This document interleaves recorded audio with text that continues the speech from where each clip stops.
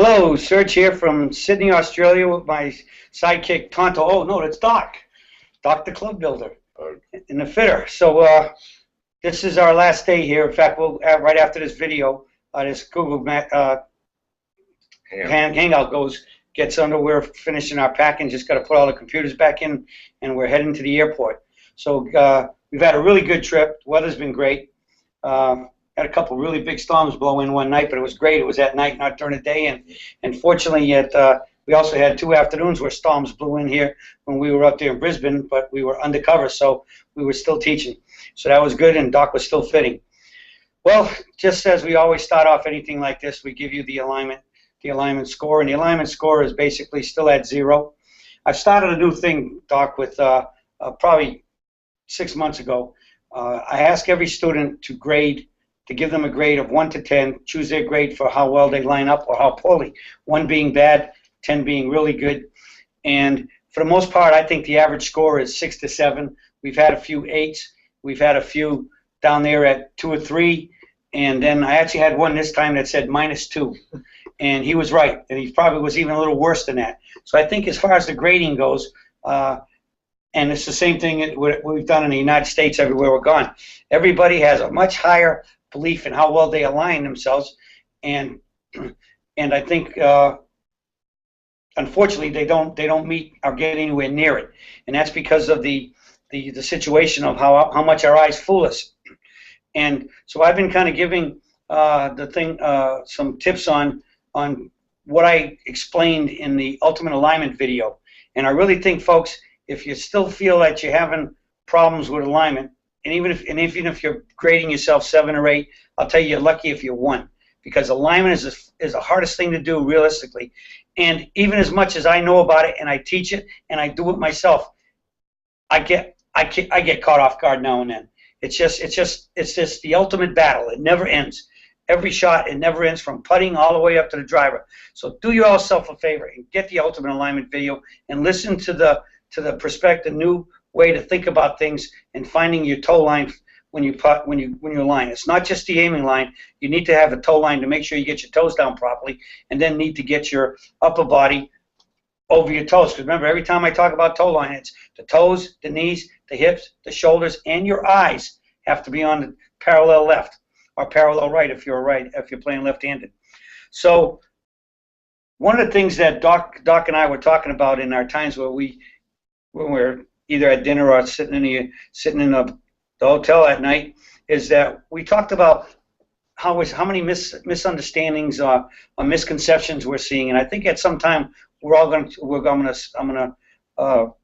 send a letter out or an email out to all the instructors and get them to write the 10 major misconceptions or misunderstandings of the PPGS setup and swing, and we'll eventually start really addressing those. But we see a number of them, and right off the bat, the first one naturally is alignment. Second one would be almost everybody here. I don't think I had really just maybe 1 to 2 students had good posture in the sense of the weight was in the arches. Everybody had their feet way under them too much, and waist really back on your heels.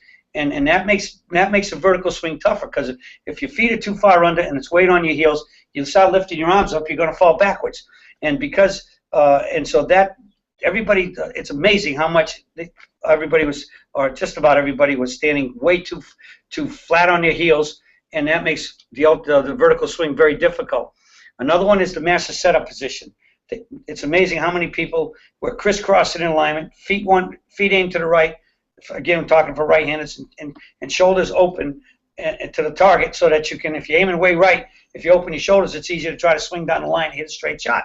But what that also does is it takes your right arm and puts it too high in the setup, which makes the clubs even tend to go outside more. And then when your right arm's on top of your left over here and you're trying to lift up, eventually you got to flip it, as you can just see me here doing with the microphone, and that causes the club to go back a little late off. So the master setup position is important. So just a hint, if you want to get better, go and check out some of the things on the dailies about master setup position. All right, with that said, I think those are the 2 biggest things. And oh, excuse me, kicking in the left knee, that's still a bad culprit. It's amazing how many folks really think they're holding the left knee, but if it's going in more than It really should only move about 1 inch and try to maintain that outward pressure. But most of the folks are kicking the left knee. And when you kick your left knee, you're tending to start to tilt, as you see me doing right now. Because even though I'm sitting down, I kick the left knee, and it starts pulling everything out. His knee goes in and pulls everything out. So those are the 3 biggies. Doc, yes. What'd you see on club fitting? Same as always. Clubs basically across the board are just, unless they came to me from last year, their clubs are too long. Playing OEM equipment, I saw some folks with clubs that were as much as 1.5 inches over standard, and they might be, I think the worst case guy was 32 inches wrist to floor. And so, I mean, he's playing clubs that were 1.5 inches over standard, which then at 32 inches wrist to floor, he's playing clubs 2.5 inches too long. And he couldn't do the vertical swing because it'd stick in the ground. Oh yeah, he was bouncing. He could not make a hit. The heel was bouncing in the ground and hitting off the mat. You could see the mat all the way down there, the heel, and even at that, he was choking up like 2 inches, and it still wasn't even close. And so realistically, how can I help him to make a better swing when he's swinging a club that there's no way he can? Even if he makes a perfect swing, he still can't hit the ball, right? That's one thing that we've tried to impress upon people: the importance of having proper equipment in order to make the proper swing. Now, we have people ask that since they switch from one swing to another swing to another swing, if they're not doing this swing, but club fitting is still for everybody, because regardless of whether you're swinging horizontally or vertically, you're using a piece of equipment, and there's all kinds of aspects to go in. You're expecting a tool to perform for you. If the tool doesn't fit you, then you're having to make some kind of compensation to use it. And that's just when you start making those compensations, you start opening the door for inconsistencies. But particularly with the PPGS swing, where we're more vertical and upright, if you're playing equipment that's too long and particularly too flat, you're not going to have real good results. You're going to get frustrated. And people don't understand that, I'm going to go work on my swing first, and then I'll get the equipment. That's like saying I'm going to go practice shooting the bow and arrow with crooked arrows, and then once I can hit that target with that crooked arrow, man, I'm going to be really good with straight arrows. It's illogical, so it doesn't work that way. Well, over the years, I've had a number of times people ask me, they've either done it at lessons and written it on the blogs or whatever, and they said, well, I was a rotational swinger, had the bad back, all the issues. I found your swing. I really love it, and it works out well. I think my clubs were fitted with that other swing. Just now that I'm swinging more vertical, do I need more upright clubs? From a lie angle standpoint, that's not really an issue. If you've gone from the horizontal to the vertical, it's more of a length issue. The lie angle is pretty much predicated by force, release, weight, which is the head on the end of a shaft, and the ability of that shaft to resist the toe down of the force. So just because you've gone from a flat swing to an upright swing doesn't necessarily mean that it's going to affect your lie angle, but it will more than likely affect your length. Then when you get there, that ties into lie angle. Yeah, but if somebody had been fitted and supposedly their lie angles were okay, if they go from rotational to vertical, they don't really need to run out and get their lie angle. It probably wouldn't hurt to check it again to see if it was right, but that's not the biggest issue. The biggest issue is the length. That is the biggest issue, yes, because more than likely, if they got clubs that are from standard retail stores, all of them are making clubs longer than standard even now. Standard being, you take guys, you can take your 38-inch club, should be your 5-iron. For most of you, it should 6-iron. So clubs are over standard because they're trying to convince people that the longer we can make a shaft, the faster you can swing it, and it's just not true. It's good theory, but it's not practicality. All right. So, and we know that for example, many Surgites are what we will call in the senior category, so over 60 years old. Now, the biggest issue here is that yes, I think many Surgites out there might be like me, and maybe even you with your sons, and some of your children, they're taller than me. DJ is a lot taller than me. All right, and my daughter's a little shorter, but the point still is many of us have children taller than us, and so over the years they've been raising the standard because of length. That is because, like you, they're trying to say if the club's longer, you're going to hit it farther, but only if. But they forget to tell you that you have to hit it. You have to swing it as fast or faster than the other club and hit it as solid and straight. So if you can't do those three things, you're not going to hit a longer club longer. And then again, as it gets longer, it's going to be tougher, if anything, to at least hit the sweet spot. So, but the other thing they don't tell you is that all of us seniors, I think we can honestly, and we all know that even though I was originally 5'9", there's a good chance at my age I'm not 5'9" anymore. But yet, so they keep building these clubs where maybe our kids, are, especially if they are taller, might have a chance with these lengths, but us seniors don't, because we're not anywhere near as tall as the last two generations that have grown up in the last, say, 20 to 30 years. And so even if the clubs fit them, they very likely will not fit us. Right. Us meaning seniors. And so that's why you have to get fitted for your height and get the clubs correctly. I mean, I know sometimes we have ladies show up and I put my clubs up against theirs, and the ladies clubs who have recently bought clubs, their clubs are longer than mine. Mm-hmm. And there's not too many ladies that I teach that are ever taller than me. And so again, how bad out is that? And naturally, whenever we've had ladies at the school and we get them and they get fitted, or we at least get them checked, their clubs are way too long. And that's everything, including the short irons. So the length is a really, really big issue. And so you need to get those checked out. Somebody wrote you in an email today. Yes. Did they not? Yes, he did. He read the announcement that we were going online here from Sydney. And Doc, you want to read it? This is from Joe Nestor. Thanks for the question, Joe. He says, Doc, you talk a lot about shafts and driver heads. However, you don't often talk about iron head selection. Let's say I've had a fitting with you and you've recommended a shaft, lie, and length. Let's talk about head selections. What do you recommend, or how do you go about recommending different types? Excellent question. I have spent, well, first of all, by the time we get to picking iron heads, I've spent a good little bit of time with you, and I know how you hit the ball. I know what your trajectory is. I know what your release is, your timing, your hand rotation, your angle of attack, your club head speed, your launch angle. So I know pretty much about everything about your swing that there is to know. So based on technology and club head designs, what will benefit the player? So let's look at a couple things. You take a player with a good high club head speed, he's got really good hand release, good action through the ball. He does not need help getting the ball in the air. He does not need help getting the club head squared. So when I go to pick club heads out for him, that would be a category of club heads that I would get for him, whereas for someone who has a real low club head speed, they're a little slow getting their hands through the ball, they need a little more help getting the ball airborne, then I need a different type of club head design for this player. So to answer your question, how do I go about picking club heads? I go about picking heads that have a specific design feature. For the first guy, I would pick a narrower sole, less offset, center of gravity a little bit higher on the club face. For the second guy, I would pick a club that has a lower, deeper center of gravity.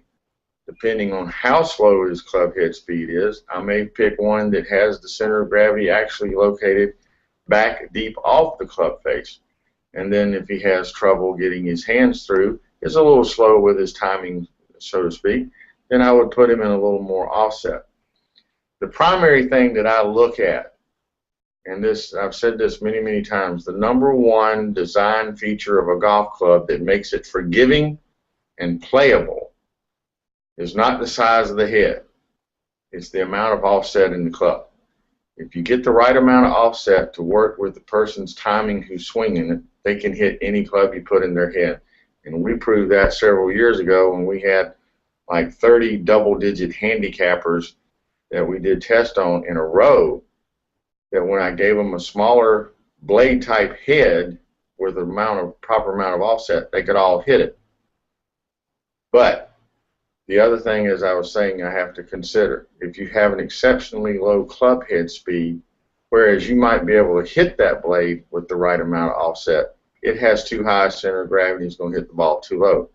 So I may need to put you over into a club that's got a little deeper, lower center of gravity, or even the undercut channel technology. So that's basically it. I'm looking at what the individual needs, and then I pick a group of heads that fit that need, and then I'll actually let the player pick out of that group the one that appeals to him most from a visual standpoint, because he's got to like what he's hitting. And when I get to that part, people will look at me and go, I can't tell much difference. That's a good thing. I'm not giving you stuff at one end of the spectrum and then down at the other end of the spectrum. If one fits you, then the other doesn't. So what I'm giving you are clubs that are very, very, very similar, but there are some cosmetic differences, so to speak. So the person gets to pick what they like the look of. And then from there, we hit them and actually listen to the sound, the timbre, because different clubs have different carbon mixtures in them. So you got to like the sound as well. As well as the feel. Yeah. And I know this from myself. I mean, I've played blades my entire life, because, I mean, there was only blades when I started playing golf, right? And when did Pinks come out? Late 60s? Yes. That was the first really major change in golf clubs, because before that, everything was blades. Mm-hmm. So for, say, I guess we could say hundreds of years that they played golf, all they played with was blades. And if you ever seen some of those old clubs, I mean, they had about some of the blades had the thickness of a knife. So, and they were long and skinny compared to our days. They're not so much muscle back, but people still played them and hit them. But I guess the other thing that I'd like to say is sometimes it's amazing now. You might pick a club up and you don't like the look of it, but you start hitting it, and when you hit it so good, all of a sudden it starts to look better. Mm-hmm. All right, and I'm glad you mentioned the comment about hearing the ball. I mean, I've talked to psychologists and everything else, and today I think one of the things that especially we see with the younger generation, they go out to putt, chip, pitch, hit balls on the range, and they're listening to music. And to me, and it's like I always said, and I started asking the psychologists, and they agree with it. Hearing is really important.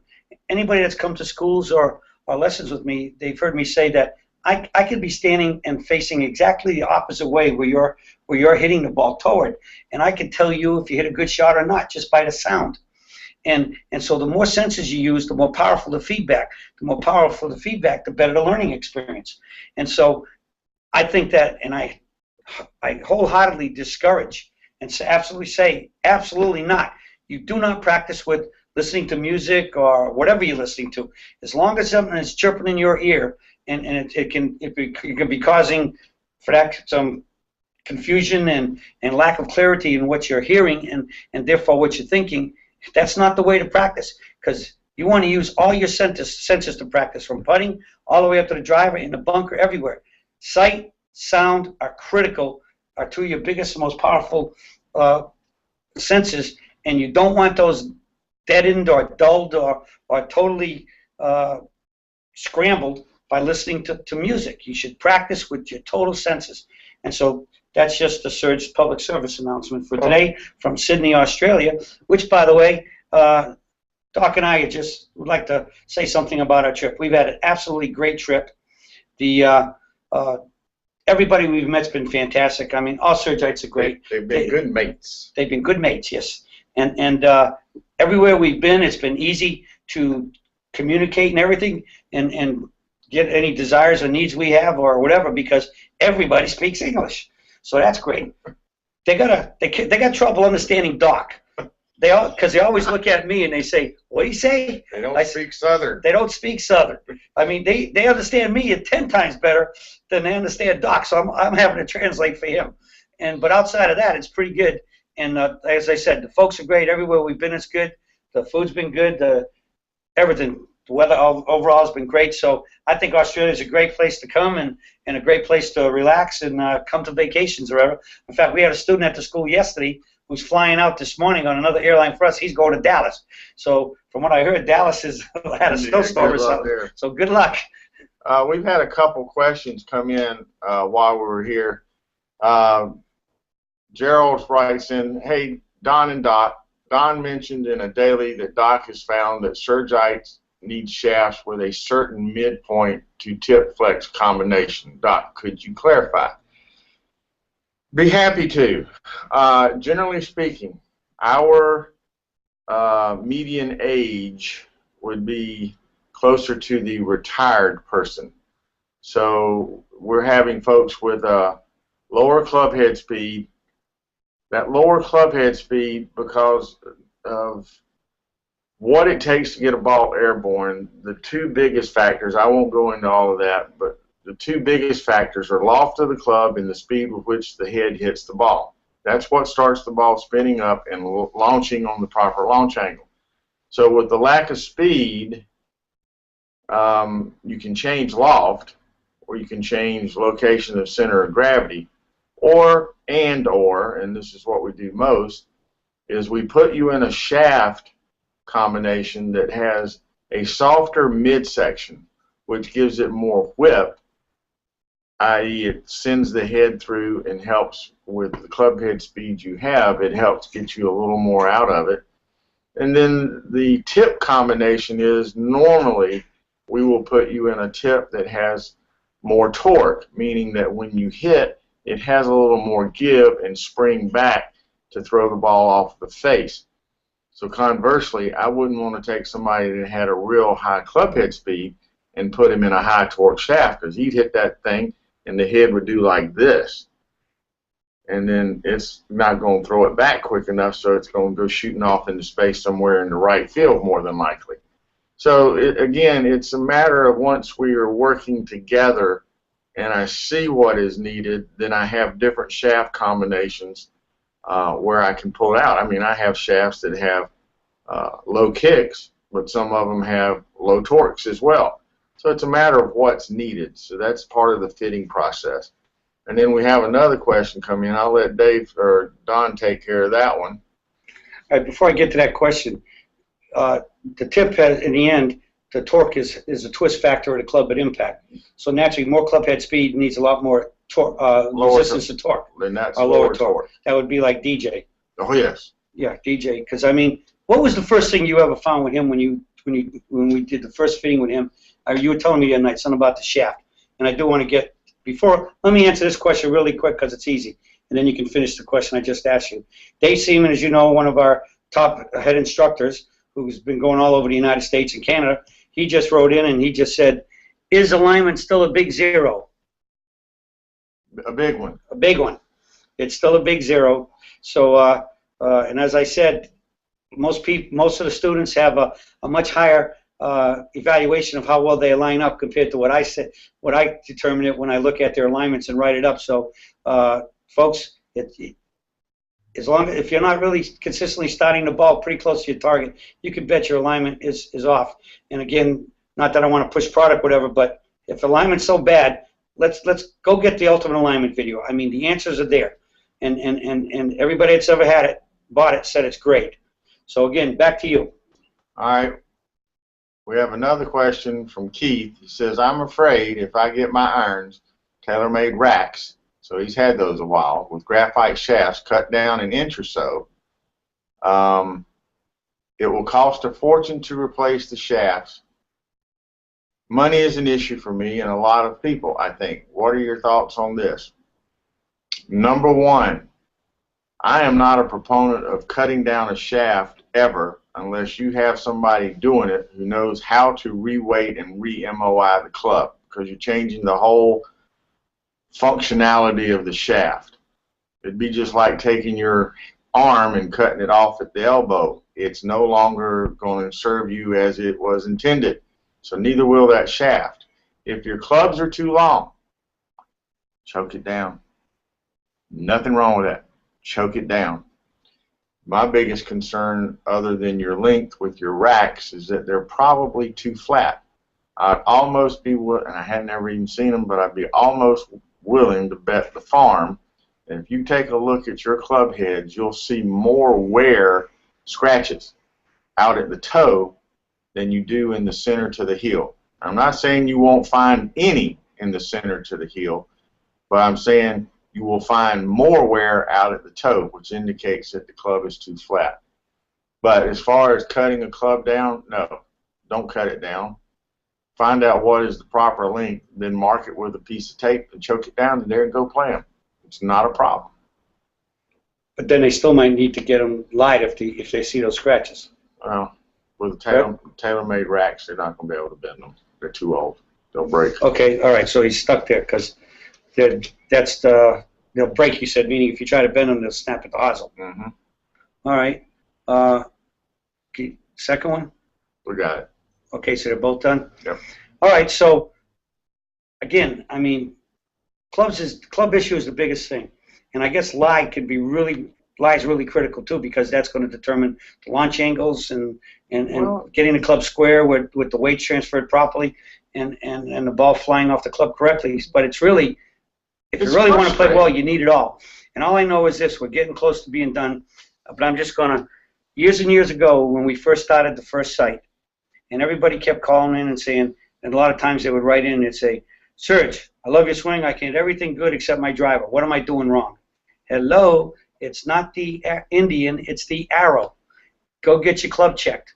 And so, and then I finally, after I kept reading this, one day I wrote in, and this is when I was writing the dailies, I said, if your wife plays golf, or if she doesn't, go to the golf course or the driver range and see if they have a ladies club or driver in 3-wood that you could try and go out and play, and tell me what happens. And they came back and they kept saying, holy cow, I've never hit the ball that good. The club was so easy to swing. The ball was flying off the club. And I mean, it just was one after another after another. Why? Because even right now, ladies clubs are still shorter than men's clubs, and they're lighter and everything else. And so, again, our senior population would probably do good to just try that. And I can't tell you, one guy finally wrote in, he says, thanks, Serge, you just told my group, you gave away my secret. I've been playing ladies driver in 3-wood for years and years, and whooping their butts really quick, easy. And he said, now you gave him the answer. I said, holy, I didn't give him the answer. You just told him that you were using lazy clubs. But still, it was amazing the answers that came back. We've got one more question that's come in from Jim. It says, what should be the maximum loft difference per club starting with the hybrid to the driver? That's a question I can't answer. It's a fitting issue that once we do the fitting, we find out what driver loft you need. Then we find out what should be the next club in the bag, whether it's a 3-wood or a 5-wood or a 7-wood. So it's not something I can sit here and say the maximum loft should be between this and this. We find the driver, we find the fairway, then we find what hybrids fit in the bag. And depending on club head speed, I have more times than not found that there's really no need to have sequential clubs like 3 hybrid, 4 hybrid, 5 hybrid, 6 hybrid. It would be better to go 3, 5, 7, skip, because when you get older, you're not getting the same yardage gap between, so there's no need to have them back to back. And we got another. Hang on, before you answer that one, how many people on average as seniors are you putting into 12-degree loft drivers? I only had one in this whole trip that got a 10.5. Only one that got a 10.5. Yeah, correct. The rest of them got 12 to 13 to 14. Nobody won. And he had a club head speed of 108 right. with his driver. Well, that's good, because that's what I used to be about 5 years ago. One last point. I'm going back home. It's getting wintertime. They've let the grass grow. We're getting more rain and everything else. My 10.5 is going in the bag inside the garage, and the 12 is coming back out. Because even I need the more weight, because the sooner it hits the ground, it's going to stop. So you want more carry. Can we answer that last one? It's a note from Charles. He says, thank you, and this is to you. You were definitely right about progressive lenses.